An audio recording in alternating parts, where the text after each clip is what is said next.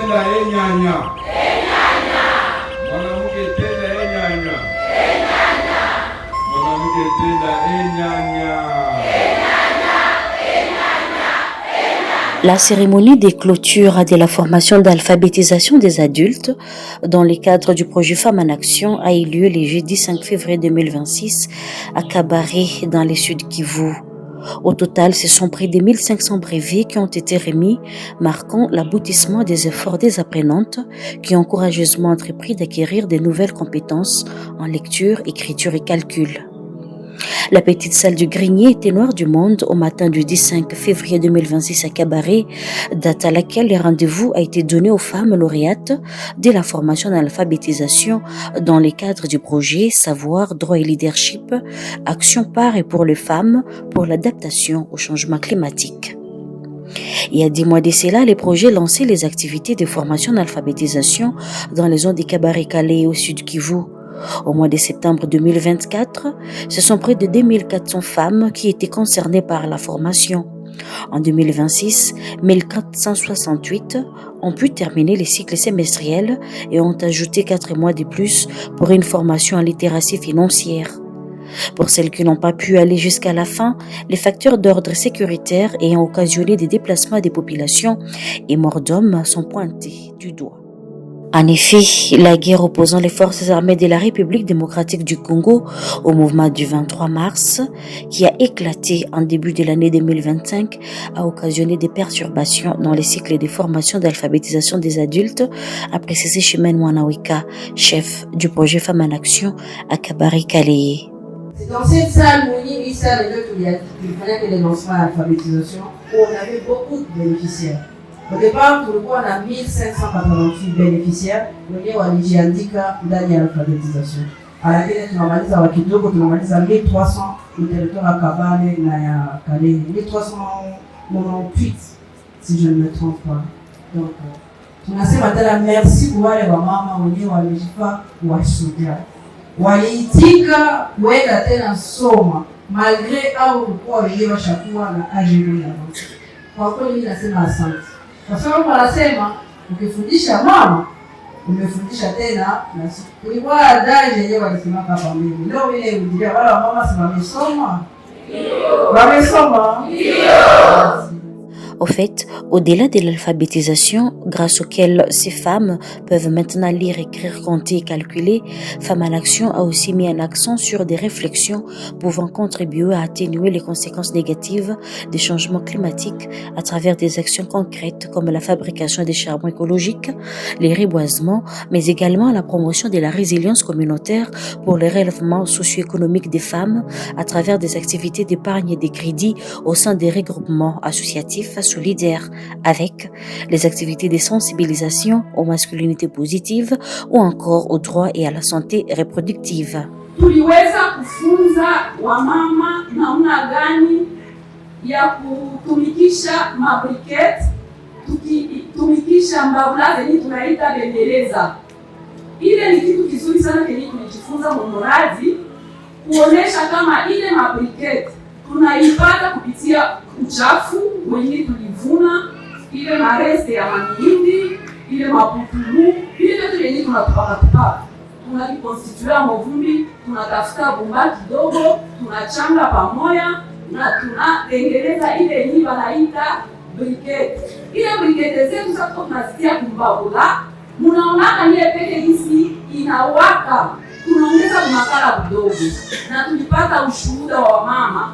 Hii periodi yenye kulikuwa hatutoke sana, mugini ilikuwa vile kulikuwa tuliweza enda kutafuta kuni mshamba, lakini makala kidogo yenye tulikuwa nayo na ile bukete zetu yenye tulikuwa tunatumikisha, tulipata témoignage ya kusema kama wamama walikuwa resilient kwa hii situation juu ya briquette na bembeleza, na inatusaidia tunareduire kukata miti kiolela. Mama naye alishaiwa panda mti, si ndio? Ndio. Asema mama walikuwa wanasema mbele, aseme tukikata mti kwetu ni kizila. Lakini mradi kama Action ilikia kufundisha wamama, na wamama walishuhudia, nao wanakuwa na miti, wamepanda miti, na wanatumainia kama siku zijazo watakuwa wafami. bahame kabisa. Tulifunza namna gani ya kuvuna mimea yetu mshamba, tukatengeneza hata bunga pamoja na maformasio tulipata mbalimbali. Tukasema tuko tunaongeza valeur ajoutée, tulime, tutransforme. Tulifundishwa hata transformation ya maproduit agricole, tukafanya ile transformation, tukakuwa na valeur ajoutée. Na maa yetu ya bunga walikuwa wanauza ka kilo inakuwa ma 0 quelque chose, shie tukauzisha kilo $. Tunasema asante sana, asante kwa wote, lakini tunashukuru mradi Femme Action kupitia gouvernement ya Canada yenye ilisema wale wa mama wa zile territoire wasibakie ignorance.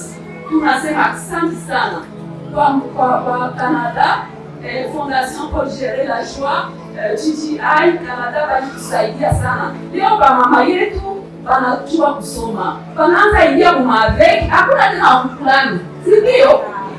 Ndio maana tunasema asante kwa walimu wetu walitufunza, na wamama wenyewe walikuwa na determination kusema kama tulienda kujifunza, sababu tunajua nini tunatarajia, na leo tumeona matunda, tunasikia Mungu asante. Prenant la parole au cours de cette cérémonie de remise des brevets d'alphabétisation des adultes, le coordonnateur de la commission justice et paix de la Caritas Goma, Gilbert Degaut, a salué les efforts des femmes. En citant Nelson Mandela qui disait que grâce à l'éducation, la fille d'un pauvre paysan peut devenir médecin et se tenir en place enviée dans la société, là où autrement elle ne mettrait pas ses pieds sans études, Gilbert a qualifié les programmes d'alphabétisation du projet Femmes en Action des conscientisants car ayant traité des thèmes importants à ce 21e siècle et qui sont entre autres les changements climatiques, la protection de l'environnement ou encore les réchauffements climatiques. Tout en félicitant les lauréates, le coordonnateur de la commission justice et paix de la Caritas Goma s'est adressé aux femmes en citant l'encyclique du pape François, Laudato Si, publiée en 2015 et qui nous demande tous de protéger la terre, notre maison commune, en prenant soin de la création et donc en protégeant l'environnement. Il a aussi invité les femmes à travailler pour l'égalité des chances. Wamama kupitia hii hatua mumetoka chini.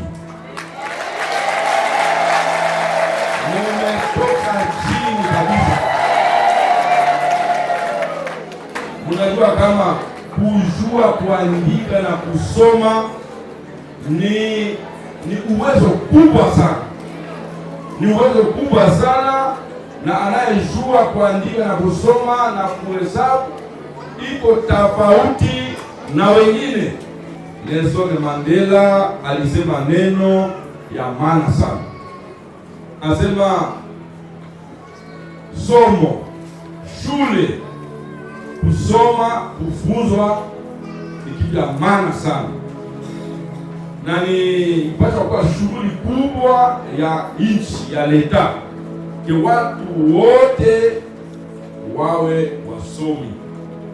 Amesema kupitia masomo msichana ya ule masikini wa kulima kila siku anaweza geuka kuwa daktari, docteur, médecin. Na kupitia masomo anaweza kuikala nafasi kwenye wakubwa wa hii dunia wanakalia. Bila masomo haiwezekani. Nyie mumeanza, a partir ya leo mutaanza ikala kwenye hamuki saa moja kufika kuikala.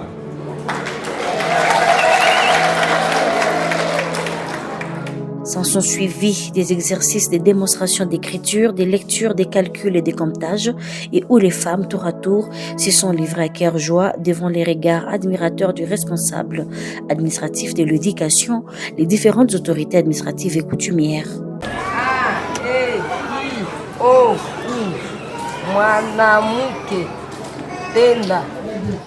Signalant que le projet Femmes en Action est rendu possible grâce au consortium Fondation Paul Gérin-Lajoie et John Goodell Institute Canada avec le financement d'Affaires mondiales Canada.